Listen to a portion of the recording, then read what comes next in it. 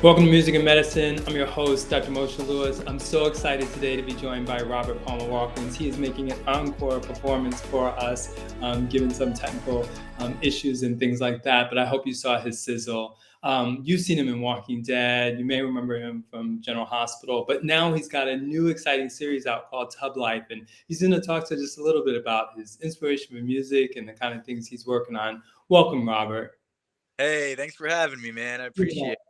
Good, good. I appreciate your patience with the process. Boy, I tell you, I'm going to have an engineering degree by the time I figure out all the tech. It's all, Uh, it's all good. yeah. I wanted to look back sort of at the beginning and just really get a sense of kind of where you got started. Kind of, we'll cover the TV stuff first and then move into film, like how you got acting and got inspired to do that. Yeah. Well, I started acting when I did my first play when I was in high school.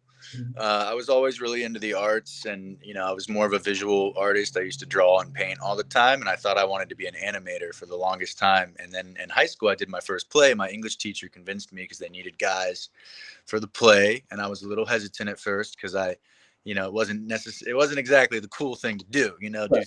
theater. But I did it, and I just loved it. I mean, as soon as I was on that stage, and just the energy from the audience and coming together with other people on stage, and having it's almost like a sport. You got to rely on your other teammates, your other players on stage, and you Mhm. either sink or you swim together. And I just loved the camaraderie and being around other creative people. So I was hooked from day one, and did a few more plays. And then I auditioned for a Center for the Arts high school, and I got accepted there, and I chose the acting program, and just did it more and more. And I decided to go to college for it, and then I went to a conservatory out here in LA for it as well. And it was a crazy decision to go into it career wise, but I knew that I had to give it a shot because I just felt such a calling for it. And it's been an interesting journey. Sure, to say the least. What do you think or consider to be that key moment where you're like, okay, I've actually arrived and this is it. I'm really doing it. I'm actually making a living doing something I love.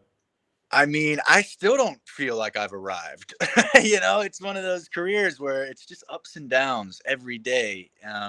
You have to be kind of a weird breed of human, I think, to to stick it out, because it's just such a roller coaster.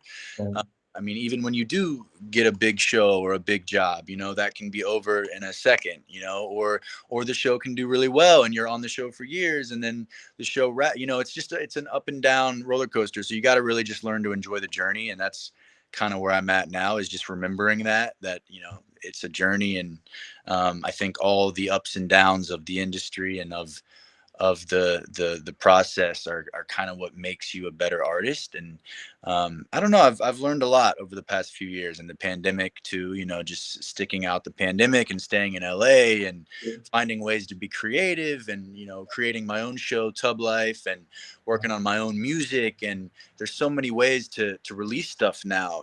As a creator, there's social media, you can do YouTube, you can get together with your friends and film something and put it out. So there's all kinds of ways to stay creative and stay active, and that's kind of what's gotten me through the past few years, which has been really nice. Sure, that's a key pearl. Talking about ups and downs, talk to us about some of those sort of almost on the job training that you got with a series like General Hospital, where you put in hundreds of episodes and really worked with some legends in the soap opera field. Yeah, that was an amazing experience. I mean, I had done, a bunch of independent movies and some commercials and a little bit of modeling and obviously a ton of theater. But General Hospital definitely was kind of my first consistent gig where I was working, almost every day, and for close to 3 years. And it was just, that was just, it's a very good feeling as an actor or an artist, to just know you have a steady paycheck coming in, you've got a steady gig. Uh, People are actually going to see it, it's actually going to air.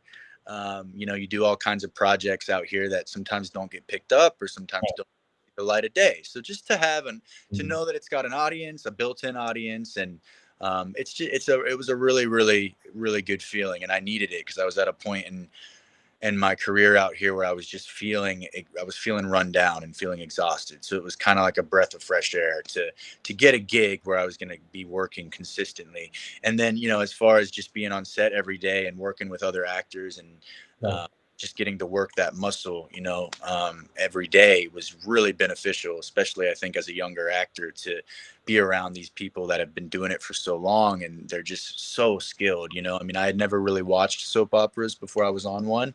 Right.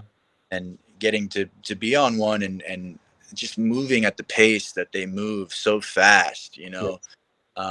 it's a special skill you have to kind of learn. And I think after leaving the soap world, I brought a lot of those tools into my current projects and every project after that job.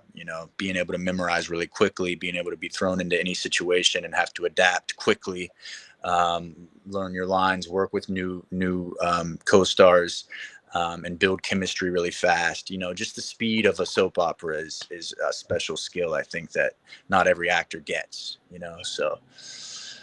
And I don't want to overlook the talent in your music. And I know you've sort of really continued to develop it over time, and it just seems to get better and better. But where did that sort of come from? And how did you kind of really learn, okay, I can actually sing?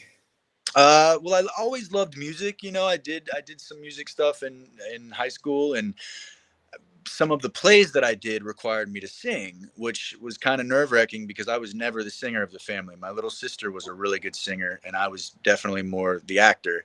But acting led into some singing stuff, and I had to do it, so I did it, and it actually turned out okay. And people were like, "Oh, you have a nice voice," and I just kind of did it for fun. And then once I kind of got the acting ball rolling out here, and I felt pretty good with where I was at, getting work acting wise, I just allowed myself to kind of step into the music scene a little bit more. And yeah, so the music has just been really, really creatively fulfilling for me because I've been able to do it on my own and with close friends and music people that I know and producers that I've met. My buddy Brendan Martin has, really helped develop my sound and style and stuff. And it's been nice. It's been nice to kind of take back some of that power because like we were talking about before, a lot of waiting can Yeah, happen when sure. in industry. And then even when you do book something great, you never know if the show's going to last or the movie's going to go anywhere or whatever. So it's nice to stay productive on your own stuff Yeah. while waiting on the other stuff to happen Right. as No, I well. think that's a good perspective. Speaking of excellent transition into music, let's talk about Walking Dead, sort of first the show and then the music that came from it, because I love that song. How did that part come about, and what things were you really enjoying about playing that role? Yeah, so Walking Dead was an awesome experience. I auditioned for it. It's the spinoff, so it's what they have: Walking Dead, they have Fear the Walking Dead, and now this one is Walking Dead World Beyond. Yeah. Um, 2 season kind of miniseries run they did.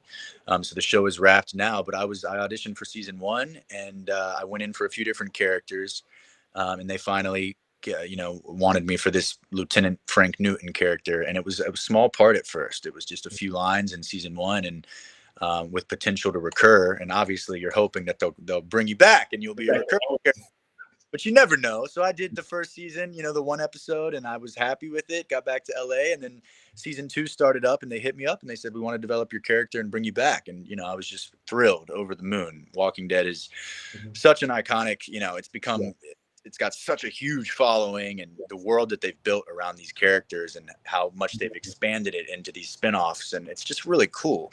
Yeah. And how they've connected all the storylines, almost like the Marvel universe is done. I mean, on a Yeah. smaller scale, obviously, but very, very cool. So I was excited, and then they brought me back, and yeah, I ended up doing 7 episodes. So Mhm. it was great, man. I had the big finale fight with the lead character Felix on the season finale Yeah. episode, and it's just kind of funny how I started as a very, very small part, and then that Right. grew and grew and grew. So Yeah, no, it's great. And then COVID comes along and kind of changes things, and you've kind of hinted at